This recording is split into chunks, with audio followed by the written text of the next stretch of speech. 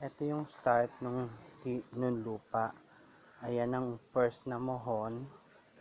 Ayan yung first na mohon.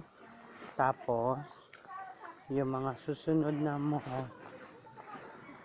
Susunod na mohon ay nandirito. Okay. Ang susunod na mohon ay nandirito.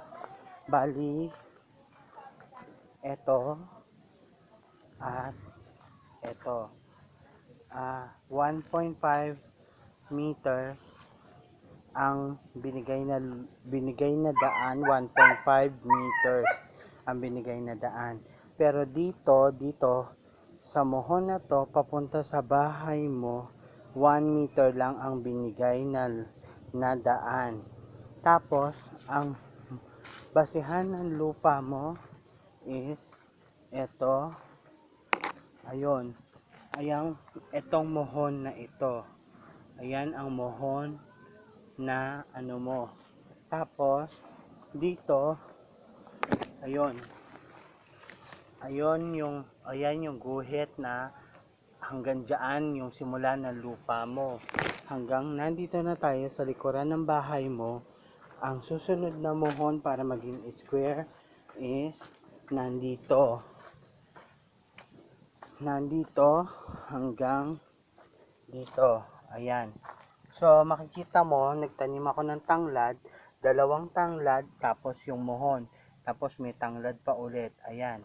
Tapos, dito, so, ayan. Tapos, pag ganun tayo sa malunggay na puno na pinuputol. Dahil, mamamatay din naman siya. At, ayan ang mohon. So, ayan. Ito ang mohon. Pag ganyan. Okay? May mohon dyan. Tapos mohon doon.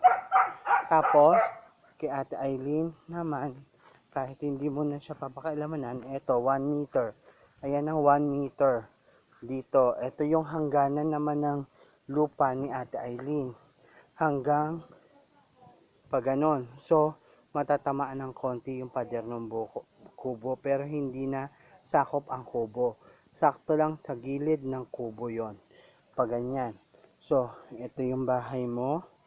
Ayan. Ayan. 1 meter lang ang binigay. Pag ganyan. Pag ganon. Oh. Ba't mo nilang yung 1 meter? So, ayan. Ayan. Ayan.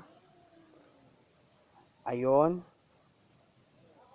Ayun yung kulay puti na yon sa dulo ng daliri ko. At saka, ayun, yung mga muhon na yon sa dulo ng daliri ko. Okay? Nakuha mo na? Okay, bye.